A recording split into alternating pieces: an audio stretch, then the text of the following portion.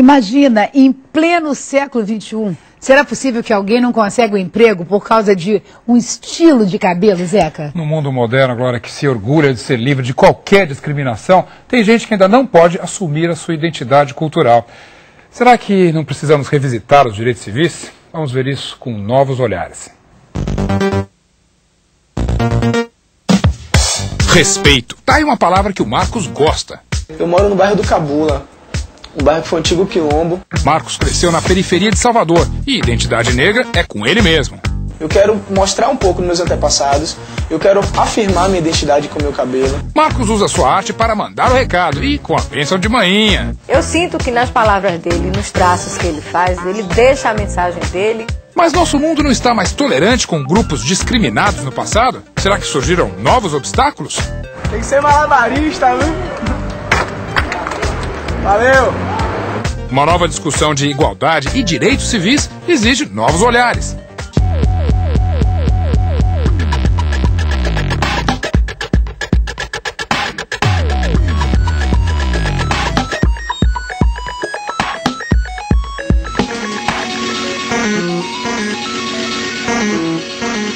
Em pleno século XXI, especialmente nos grandes centros urbanos, muita gente acha que as questões sobre direitos civis, sobre preconceito e sobre assimilação já estão resolvidas, mas um autor americano não acha que é bem isso. Ele escreveu um livro, Covering, justamente para falar sobre esse assunto e a gente quer saber, Kendi... A primeira pergunta é, por que ele escreveu este livro? E a resposta é bem rápida. Muita gente acha, especialmente aqui nos Estados Unidos, que a questão de direitos civis está resolvida, e não é bem assim.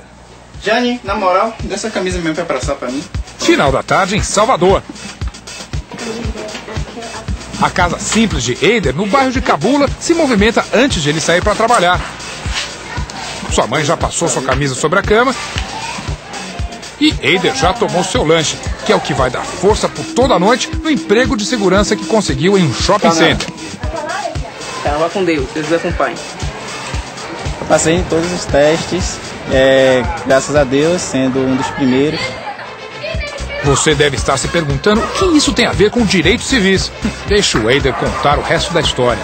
Na entrevista eles disseram que eu não poderia utilizar aquele cabelo, porque não pegava bem, já que eu trabalho num shopping e os clientes dessa área não gostam vamos dizer, do visual africano. Antes a discriminação era direta, contra mulheres, negros, gays, deficientes físicos, mas no século XX a luta pelos direitos civis tornou isso ilegal. Só que agora surgiu uma nova forma mais sutil de discriminação. Por exemplo, não contra todos os negros, mas somente contra aqueles que usam um cabelo diferente. É correto dizer que eu cortei meu cabelo porque eu precisava de um trabalho, porque 90% da população negra precisa de um trabalho.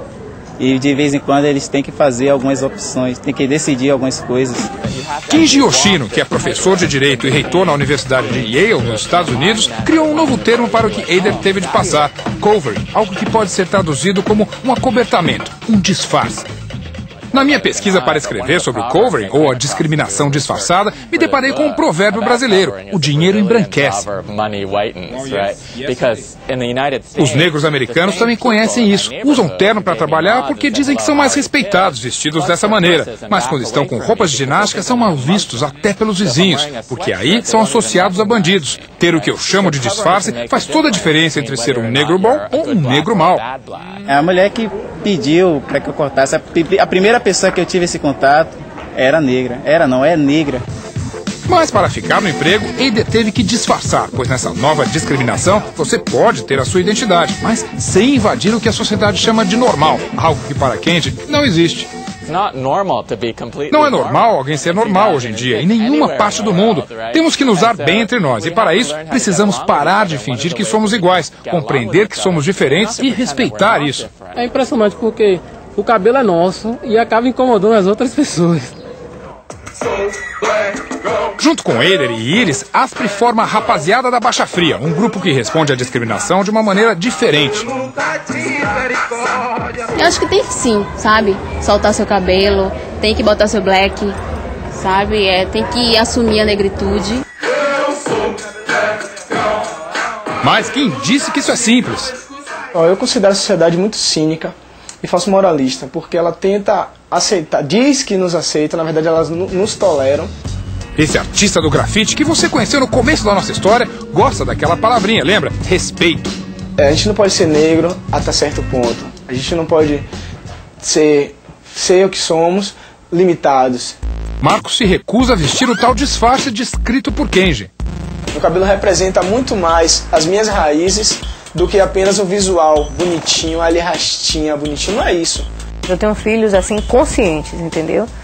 Eu digo, tem que se assumir, não tem que alisar o cabelo, que no início até eu alisava, tentando me enquadrar, né, no que a sociedade cobra da gente. Se você faz parte de um grupo sempre excluído, inevitavelmente alguém vai pedir para você se comportar de uma maneira que não é a sua. Por exemplo, se você é gay, não pode andar com seu companheiro de mãos dadas na rua. Daí a confusão. Se você diz que não tem problemas pelo fato de eu ser gay, por que não posso demonstrar meu carinho em público como os outros? Entra na discussão o antropólogo, professor e coordenador do Centro Latino-Americano de Sexualidade e Direitos Humanos da UERJ, Sérgio Carrara.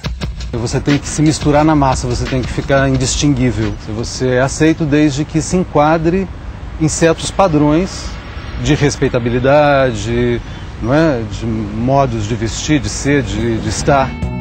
O Sérgio concorda com a ideia de que algumas pessoas fazem concessões para serem aceitas na sua diferença. O próprio Kenji viveu isso. Meus pais têm sido ótimos, diz ele, mas passamos por uma educação mútua. Desde 1991, quando assumi que era gay e me formei na faculdade. Ele diz para os pais, diz para os amigos que é gay, né? Ele não se sente diretamente discriminado por isso, mas há um preço, uma espécie de preço nessa aceitação, né? Que é justamente ser discreto. Isso. Né? Ou seja, não trazer sinais muito visíveis dessa diferença. Vale a pena desafiar uma situação dessas? Esse baiano de 23 anos acha que sim. Se um hétero pode colocar a foto da sua namorada, por que eu não posso colocar a foto do meu?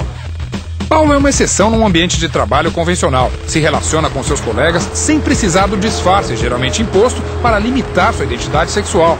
Assumo porque por trás da minha orientação sexual tem o meu talento, tem o meu caráter, então acho que é isso que deve prevalecer. Nós não trabalhamos com preconceito. Nós aceitamos o Paulo como o profissional que ele é. Se eu quero ser visto como uma pessoa natural, como uma pessoa comum, como uma pessoa e ter direitos iguais, eu tenho que agir de forma natural. Uma boa maneira de driblar o disfarce é encarar as pessoas que nos rodeiam e mostrar como são elas mesmas que nos obrigam a usá-los, explica Kenji.